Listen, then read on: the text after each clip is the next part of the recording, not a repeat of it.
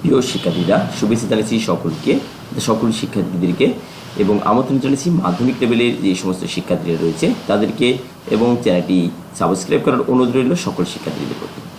আমরা আলোচনা করতে যাচ্ছি এবার মাধ্যমিক গণিতের যে 9.2 অনুশীলনী রয়েছে তার যে 30 নম্বর প্রশ্নটি রয়েছে 30 নম্বর প্রশ্নের সমাধান নিয়ে। এই 30 নম্বর প্রশ্নটিতে এখানে আমরা কিভাবে সমাধান করতে হয় এবং এর প্রত্যেকটি ধাপ যদি তোমরা দেখো এই 30 নম্বর প্রশ্নের সমাধানের, তাহলে অবশ্যই এর অনুরূপ যদি কোনো প্রশ্ন তোমাদের সেন্টার পরীক্ষায় আসে তাহলে অবশ্যই সেটা সমাধান করতে পারবে বলে আশা করি। আসো কথা না বাড়িয়ে আমরা আমাদের এই ভিডিওটির আলোচনায় চলে যাই। এখানে আমাদের 30 নম্বর প্রশ্নে যেটি বলা আছে যে ক নম্বরে r=√3 - 1 হলে থিটা এর মান নির্ণয় করো। অর্থাৎ আমাদের এইটুকু দেওয়া আছে। এখানে আর বলতে কী বোঝাচ্ছে? আর বলতে কিন্তু এখানে আমাদের এই যে শর্তটা দেওয়া আছে, এই শর্ত বা এই সমীকরণ আকারে ওর ত্রিকোণমিতিক অনুপাত দিয়ে যে সমীকরণটি আকারে তৈরি করা আছে, এই সমীকরণটা নিয়ে আমরা এখানে শুরু করব। এখন অর্থাৎ আমাদের এইটুক নিয়ে শুরু করবে, কিন্তু এই মানগুলো আমাদের এর ভিতরে ইনপুট করতে হবে। তাহলে এখানে দেওয়া আছে আমরা r=√3 - 1। এখানে আর সমান যেহেতু এখানে দেওয়া আছে tan থিটা, আর এর জায়গাটিতে আমরা tan থিটা লিখে দিলাম।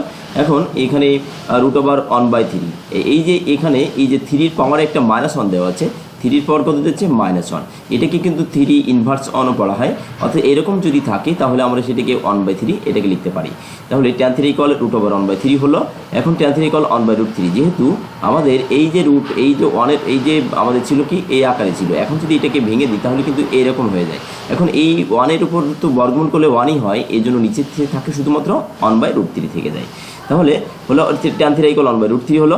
tan থিটা tan 30 ডিগ্রি হলো।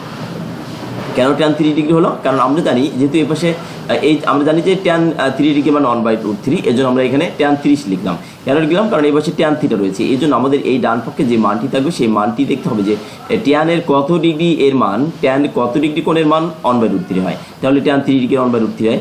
এই tan আর এই tan যদি উভয় পক্ষ থেকে আমরা বাদ দিয়ে দিই তাহলে থাকে কি থিটা 30 ডিগ্রি। তাহলে আমাদের এই ক নম্বর প্রশ্নের সমাধান এই পর্যন্তই। এবার আসি খ নম্বর প্রশ্নের সমাধান নিয়ে। খ নম্বর প্রশ্নটিতে p + q = √2 হলে প্রমাণ করে যে থিটা 45 ডিগ্রি। এটা আমাদের প্রমাণ করতে হবে। এখন এটা যদি আমরা প্রমাণ করতে যাই তাহলে দেখো এখানে আমাদের এই যে প্রশ্ন কত নম্বর ছিল? এটা ছিল আমাদের 30 নম্বর প্রশ্নের সমাধান। 30 নম্বর প্রশ্নের সমাধানের এখানে খ নম্বর প্রশ্নে আমরা এখন চলে যাচ্ছি। খ নম্বর প্রশ্নটিতে বলা আছে p + q = √2 হলে প্রমাণ করে যে থিটা 45 ডিগ্রি। p + q = √2 হলে, তাহলে এই যে শর্তটি দেওয়া আছে থিটা, এই শর্তের আলোকে আর এই শর্তের আলোকে আমাদের কাজটি করতে হবে। তাহলে আমরা প্রথমেই যেটা দেওয়া আছে আমরা সেটা লিখে নিলাম। কিন্তু আমাদের প্রথমে দেখো p এর মান একটা আর q এর মান একটা। প্রথমেই আমাদের 30 নম্বর প্রশ্নের যে উদ্দীপক ছিল, উদ্দীপক কিন্তু দেওয়া ছিল যে sin θ = p cos θ = q। এটা আমাদের এখানে দেওয়া ছিল। এখানে আমাদের এই যে p এর মান যেটা থাকবে সেটা এবং q এর মান যেটা থাকবে সেটা আমরা এখানে লিখে দিলাম। p এর মান sin θ এবং q এর মান cos θ এখানে লিখে দিচ্ছি। এই √2 = √2 থাকলো। এই sin θ এই বাম পাশে রাখলাম, এই cos θ কে আমরা বাম পাশ থেকে ডান পাশে নিয়ে চলে গেলাম। তাহলে কি হলো? √2 - cos θ হলো। এখন এই উভয় পক্ষে আমরা যদি এটা বর্গ করে দিই তাহলে sin² θ = √2 - cos² θ হয়। এখন এই বাম পক্ষে sin² θ আমরা যেটা জানি যে sin² θ + cos² θ = কত হয়? এই sin² θ + cos² θ আমরা জানি যে 1 হয়। সেই 1 এর পক্ষান্তর করে যদি আমরা মানটা বের করি sin² θ, এই sin² θ = 1 - এই cos² θ হয়। এই 1 - cos² θ আমরা sin² এর জায়গাটিতে 1 - cos² θ লিখে দিলাম। এখন √2 - cos² θ, এটাকে যদি আমরা এইটুকুকে যদি আমরা ধরে নিই মনে মনে a, এটাকে যদি b ধরি তাহলে a - b হোল স্কয়ারের সূত্র পড়ে, যেটা হচ্ছে কি a - b হোল স্কয়ার সমান আমরা যে বীজগণিতিক যে প্রথম দিকে যে সূত্রগুলো রয়েছে সেখানে আছে a² - 2ab + b² হয়। তাহলে এই যে এইটা সমান এইটু হলো সেই এখানে এই কাজটি করা হয়েছে। সূত্রটিকে এখানে ভাঙানো হয়েছে, যেখানে a স্থলাভিষিক্ত হচ্ছে √2 এবং b এর স্থলাভিষিক্ত হচ্ছে cos θ। 1 - cos² θ এখানে যাতে থাকলো। এই √2 আর এই 2 কিন্তু ভেঙে গেলে আমাদের এই বর্গমূলের চিহ্নটা এই 2 সঙ্গে বাদ হয়ে যায়, থাকে কি একটা 2 থাকে। এই 2 আর এই √2 থাকলো, cos θ থাকলো, cos² θ থাকলো। 1 - cos² θ এই -2, এই দেখো এখানে যে 2টা, অর্থাৎ এই ডান সমানচিহ্ন ডান পাশে যতগুলো রাশি ছিল সবগুলোকে আমরা ডান পাশ থেকে বাম পাশে নিয়ে চলে আসলাম। আসলে আমাদের এখানে 1 মাইনাস কস স্কয়ার থিটা হলো -2 হলো, এই -2 যদি পক্ষান্তর করা হয় -2 √2 cos থিটা কে +2 √2 cos থিটা হয়, আর plus cos square theta minus cos square theta হয়ে যায়। যেহেতু সমান চিহ্ন ডান পাশ থেকে বাম পাশে বা যত সমান চিহ্নর যে কোনো পদকে যদি আর সমান চিহ্নর উভয় পাশের যে কোনো পদকে যদি আমরা পক্ষান্তর করি তাহলে অবশ্যই সেটা আমাদের প্লাস মাইনাস হয়ে যায়, মাইনাসটা প্লাস হয়ে যায়। এখানে সেটাই হয়েছে। তাহলে এখন আসি যে পরের লাইনটাতে, এখানে এই যে 1 মাইনাস cos স্কয়ার থিটা, দেখো এখানে আমাদের এই -2 ছিল আর এখানে কি ছিল 1 ছিল, এটা কিন্তু পজিটিভ অর্থাৎ +1, এটা কিন্তু -1 ছিল। তাহলে এই +1 আর -1 যদি আমরা হিসাব নিকাশ করি তাহলে কিন্তু এই -1টা দাঁড়িয়েছে। আর এই -2 এই যে এখানে একটা cos স্কয়ার থিটা আর একটা cos স্কয়ার থিটা, এখানে এই দুটি cos স্কয়ার থিটা মিলে 2 cos স্কয়ার থিটা হলো, আর এই যে -2 আর 1 মিলে -1 হলো। এই 2 √2 cos থিটা, এই 2 √2 cos থিটা এখানে থাকলো। এবার এখানে এই 2 cos স্কয়ার থিটা অর্থাৎ কেন হলো, এই মাইনাস যেটা ছিল মাইনাসটাকে আমি সব জায়গা থেকে কমন নিয়ে নিয়েছি। কমন নেওয়ার পরে এটাকে বাম পাশ থেকে ডান পাশে নিয়ে গিয়ে শূন্যের সঙ্গে গুণ করে দিয়েছি, অথবা -1 দ্বারা উভয় পক্ষকে গুণ করে দেওয়া হয়েছে। -1 দ্বারা যদি এখানে গুণ করে দিই তাহলে টাকে উঠে যাবে, তখন কি হবে, সব পজিটিভ হয়ে যাবে। এই মাইনাসের ক্ষেত্রে পজিটিভ হবে আর পজিটিভগুলো নেগেটিভ হয়ে যাবে। অর্থাৎ এখান থেকে মাইনাস কমন নিলে আমাদের 2 cos স্কয়ার থিটা থাকবে, আর এখানে আমাদের এই যে -1 এটা কিন্তু আমাদের +1 হয়ে যাবে, সেই +1টা এখানে হয়েছে। আর এই যে +2 √2 cos থিটা এটা কিন্তু মাইনাস হয়ে যাবে, এখানে মাইনাস হয়েছে। অর্থাৎ আমরা একইভাবে আমরা এই লাইনটাতেই যেটা করছি সেটা হলো -1 দ্বারা কমন নিয়েছি এবং একটু সাজিয়ে লিখছি, অর্থাৎ cos স্কয়ার লিখছি, তারপরে cos, অর্থাৎ আমাদের যে ঘাতের অনুযায়ী x স্কয়ার + x + 2 অর্থাৎ এরকম সাজিয়ে লিখছি। অর্থাৎ সর্বোচ্চ ঘাতটা আগে দিয়েছি, তারপরে ঘাত যেটা কম নাই অর্থাৎ 1 সেটা দিয়েছি, অর্থাৎ এটা চলক ধ্রুবকটাকে শেষে দিয়েছি। এখানে সেই কাজটি করা হয়েছে। এখন এইটাকে আমরা যদি দেখো, যদি স্কয়ার রয়েছে, এখানে 2 √2 cos থিটা রয়েছে, 1 রয়েছে, এটাকে যদি আমরা একটা সূত্রে ফেলানোর চেষ্টা করি যেহেতু আমাদের উদ্দেশ্য সমাধান বের করা, এজন্য আমরা এটাকে 2 √2 cos থিটা এটাকে পাওয়ার দিয়ে দিলাম, স্কয়ার দিয়ে দিলাম, -2 √2 cos থিটা ডট 1 + 1 স্কয়ার।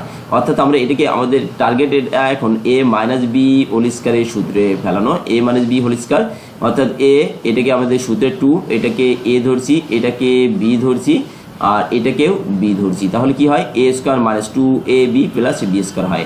এটা হচ্ছে a - b হোল স্কয়ার, এটা হচ্ছে a, এটা হলো b, তাহলে a - b হোল স্কয়ার হলো। এখন এই যে √2 এখানে এই যে √2 cos থিটা -1 হোল স্কয়ার, এই যে স্কয়ারটা রয়েছে, স্কয়ারটা আমরা যদি সম্পূর্ণটা একটা বর্গমূল দিয়ে দিই, এ পাশে আর এই পাশে যদি বর্গমূল দিয়ে দিই সব মিলিয়ে, তাহলে কিন্তু উঠে যায়। এর জন্য এখানেও সেরকম উঠে গেছে। অর্থাৎ টোটাল মিলে যদি আমরা এখানে লিখি √2 এই cos থিটা -1 এইটার হোল স্কয়ার যদি দিয়ে দিচ্ছি, এ পাশে 0 স্কয়ার, অর্থাৎ উভয় পাশে বর্গমূল দিলে এটা বাদ হয়ে যায়, 0 বর্গমূল করলে 0 হয়। তাহলে এখানে এই কাজটি করা হয়েছে।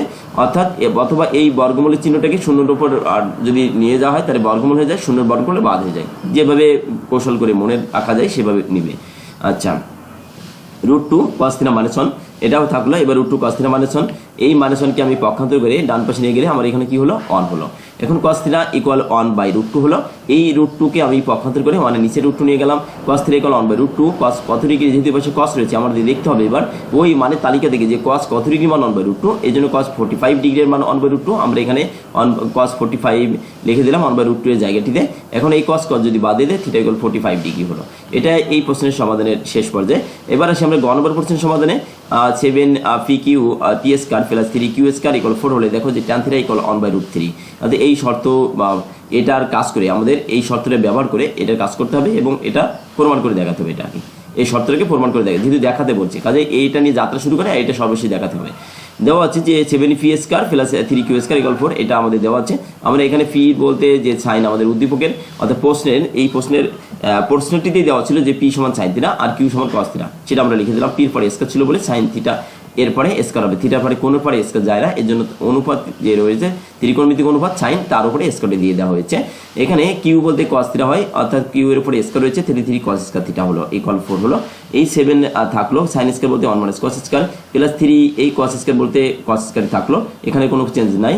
তাহলে 7 দ্বারা গুণ করে দিলাম, 7 cos square theta + 3 cos square theta = 4। এবার 7 মাইনাস এই যে 4 ছিল, 4টাকে আমরা এই 4টাকে আমরা এই পাশে নিয়ে চলে আসলাম, অর্থাৎ ডান পাশ থেকে বাম পাশে নিয়ে চলে আসলাম। আর এই যে রাশিটা ছিল এটাকে আমরা বাম পাশ থেকে ডান পাশে নিয়ে গেলাম, তাহলে 7 থেকে 4 যদি চলে যায় 3 থাকে।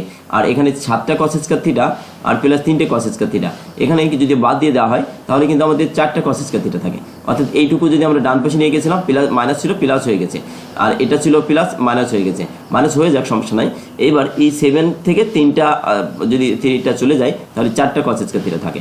এখন আমাদের এই যে পক্ষান্তর করব, এবার আবার এই cos স্কয়ার থিটা দেখো এই 4কে আমরা সরি এখানে এই যে 3 ছিল তাই না, 3কে আমি এই পাশে নিয়ে যাচ্ছি। অর্থাৎ এটাকে যদি তোমরা এইভাবে বুঝে নিতে পারো যে আমার এখানে ছিল কি 4 এই cos স্কয়ার থিটা ইকুয়াল 3, তাহলে এই cos স্কয়ার থিটা ইকুয়াল 3/4 হয়, ঠিক আছে। এখন যদি এটাকে যদি আমি উল্টায় দিই তাহলে কি হবে, এর নিচে তো মনে মনে 1 ধরা যায়, তাহলে 1/a cos square theta equal 4/3, এভাবে কিন্তু আমরা ধরে নিতে পারি। তাহলে এখানে এইরকমই করা হয়েছে যে এই 3টাকে এই পাশে নিয়ে গেছে, তাহলে এটা নিচে চলে যায়, আর A4 ছিল ওই পাশে চলে গেল থাকলো, আর এই cos স্কয়ার যদি ওই পাশ থেকে আর ডান পাশ থেকে বাম পাশে নিয়ে আসি তাহলে এটা নিচে যায়, অর্থাৎ লবে আকারে আছে, তাহলে এটা ঘরে চলে যায়, 1/cos স্কয়ার থিটা হয়। এখন 1/cos স্কয়ার থিটা ইকুয়াল কত হয়, sec স্কয়ার থিটা হয়। তাহলে এই 4/3 থাকলো, 4/3। এখন 1 + tan স্কয়ার থিটা ইকুয়াল 4/3 থাকলো। এই sec স্কয়ার মানে কি হয়, 1 + tan স্কয়ার থিটা, তাহলে 4/3 হলো। tan স্কয়ার থিটা এখানে বাম পাশে থাকলো, এই 1কে আমি বাম পাশ থেকে ডান পাশে নিয়ে চলে গেলাম, তাহলে 4/3 - 1 হলো। এবার এই যে 4/3 - 1 এই এখানে থাকলো, এবার এখান থেকে আমরা লসাগু আকারে করবো, অর্থাৎ tan স্কয়ার থিটা থাকলো, এটা ওই পাশে নিয়ে গেলাম -1, এটাকে ক্যালকুলেশন সমাধানের উদ্দেশ্যে আমরা ক্যালকুলেশন করবো কিছুটা, অর্থাৎ 4/3 - 1, এটাকে যদি আমরা লসাগু করি তাহলে 3 থাকে, এখানে এই 4 থেকে যায়, এই 3 1-এর সঙ্গে গুণ হয়ে যায়, তাহলে 4 - 3 1/3, 1/3 থাকে। এখানে আমাদের সেই 1/3 আছে, tan থিটা ইকুয়াল 1/3, যেহেতু আমাদের tan থিটা ইকুয়াল কত দাঁড়াচ্ছে, এখানে আমাদের এটা কি tan থিটা সমান 1/3, তাহলে আমাদের দাঁড়ায় কি এই tan স্কয়ার থিটা ইকুয়াল পাচ্ছি কত 1/3। তাহলে এই স্কয়ারটা যদি আমরা পক্ষান্তর করি তাহলে tan থিটা ইকুয়াল বর্গমূল হয়ে যায় 1/3 হয়। তাহলে এইটার এটা tan থিটা ইকুয়াল 1/√3। আমাদের সর্বশেষ পর্যায়ে দেখো এটা দেওয়া আছে tan থিটা ইকুয়াল 1/√3।